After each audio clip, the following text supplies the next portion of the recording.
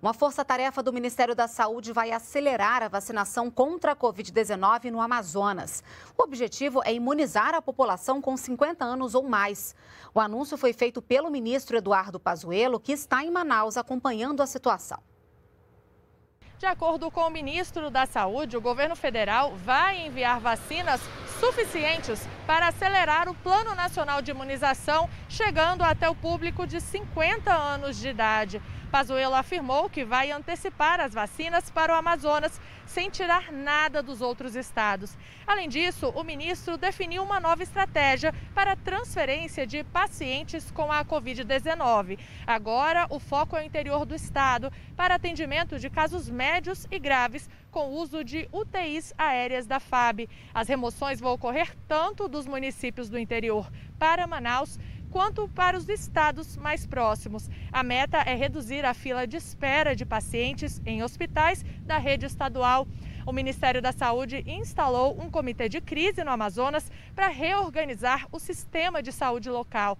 Manaus saiu neste fim de semana da fase roxa, a mais grave da pandemia, para a fase vermelha, menos crítica. Mas todos os outros 61 municípios permanecem na fase roxa. O ministro da Saúde chegou a Manaus na última sexta-feira e deve permanecer até esta quarta. E as missões das Forças Aéreas no combate à Covid-19 continuam na região norte. Desde o início de janeiro, a Força Aérea, por exemplo, já realizou mais de 1.600 horas de voo para transportar oxigênio e outros insumos.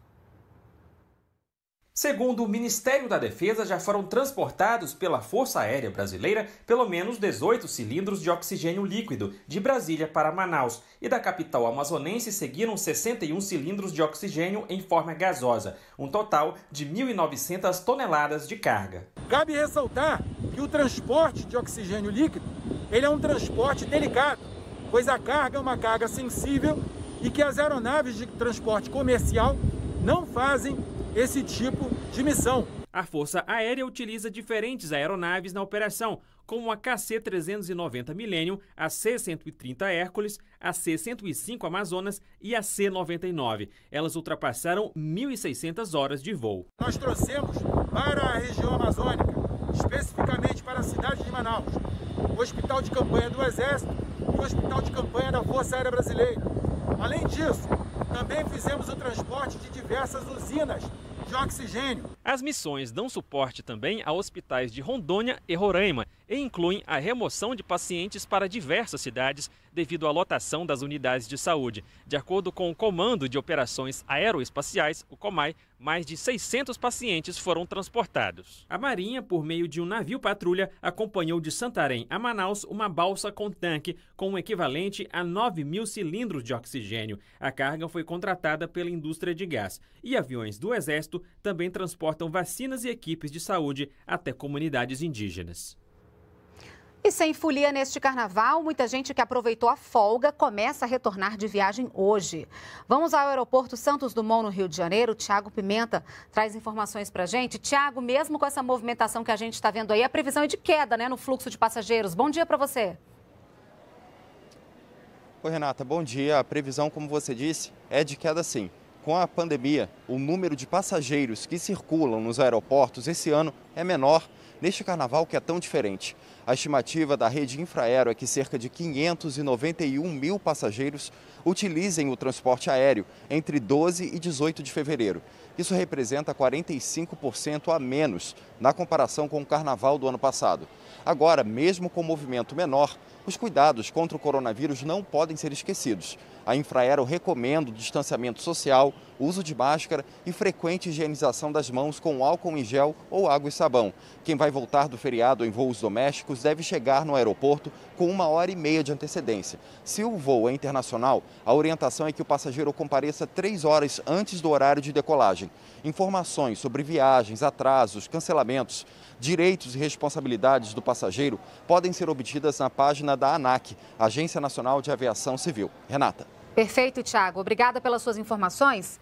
E depois da queda brusca no número de voos por causa da pandemia, a ocupação de aeronaves aumenta gradativamente. Em dezembro, por exemplo, foram mais de 5 milhões de passageiros, um sinal de recuperação do setor aéreo. A quantidade de passageiros em voos domésticos em dezembro do ano passado foi de 5.600.000 passageiros domésticos. O percentual médio de ocupação de aeronaves passou de 81%, uma redução de apenas 2,5% em relação ao mesmo mês de 2019. Nos 12 meses do ano, a média foi de 80%. Mesmo com os bons números de dezembro, o setor aéreo segue com desafios, já que a quantidade de passageiros transportados ainda não voltou ao mesmo patamar de antes da pandemia. Até que a vacina chegue a mais pessoas, as companhias apostam no rigor dos protocolos de segurança sanitária. Nós pretendemos, ao longo dos próximos meses, manter o mesmo rigor com os protocolos de segurança sanitária, manter o mesmo rigor na atenção a todas as demandas que estamos recebendo de apoio à sociedade, às campanhas de vacinação. O Ministério do Turismo já emitiu no país mais de 26 mil selos que identificam estabelecimentos e guias de turismo que assumiram o compromisso de adotar protocolos de biossegurança para proteger turistas e trabalhadores. A Sabrina, que mora em São Paulo, viajou em dezembro para Brasília e percebeu que as medidas de segurança estão sendo adotadas. Existe uma precaução quanto ao embarque e desembarque para não ter aglomeração, então as pessoas elas têm que esperar as fileiras levantarem e a partir de uma certa distância as outras vão levantando e vão saindo da aeronave. A nossa esperança é a vacina. Eu creio e confio que em breve teremos todos acesso a ela.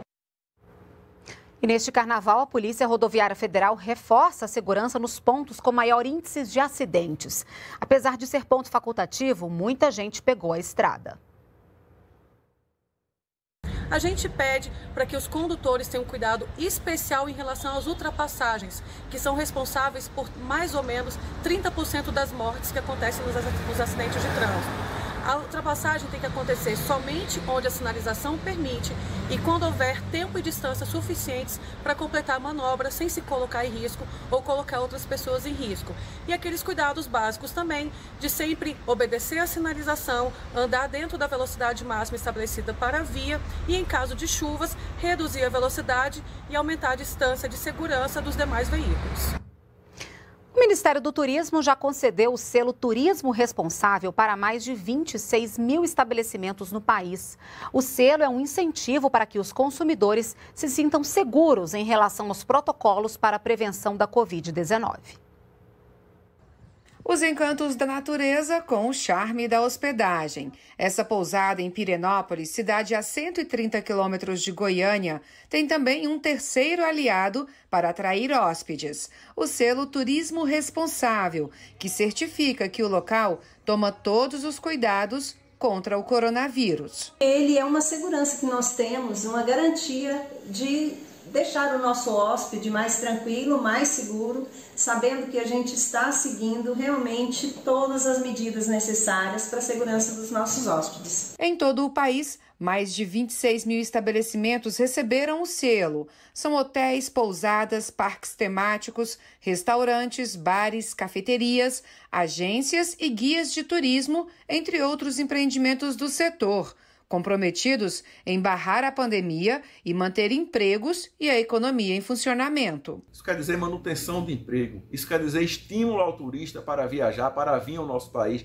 para viajar entre um estado e outro, para viajar em torno da sua própria cidade, com segurança sanitária. O interessado em obter o selo Turismo Responsável deve fazer a solicitação pela internet, no site do Ministério do Turismo. São Paulo, Rio de Janeiro e Minas Gerais são os estados com mais estabelecimentos certificados. Os hotéis que têm esse selo, o turista pode visitar sem medo, porque eles estão totalmente seguros e em condições de receber e prestar um bom serviço. As regiões Norte, Centro-Oeste e Sudeste vão receber R$ 4.700.000 do Ministério do Meio Ambiente para investir na gestão correta do lixo nos municípios. Os recursos vêm do programa Lixão Zero, do Ministério do Meio Ambiente, e serão utilizados na compra de equipamentos e veículos adaptados para a reciclagem. Ao todo, já foram investidos R$ 100 milhões, beneficiando cerca de 3.400.000 pessoas. O programa foi criado em 2019 para erradicar os lixões existentes no país e aperfeiçoar a gestão de resíduos sólidos.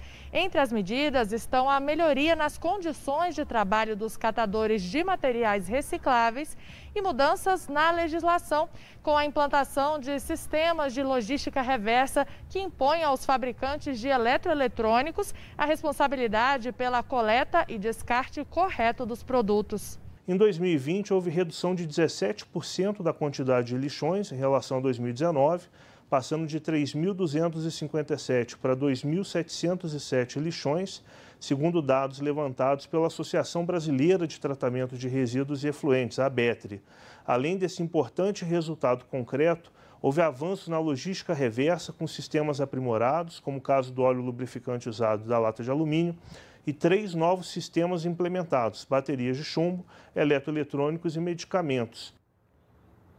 O programa Abrace o Marajó, que tem o objetivo de gerar empregos e melhorar a educação e a saúde da população do arquipélago, tem um novo parceiro, o BNDES, que vai auxiliar na construção de um plano de desenvolvimento para a região.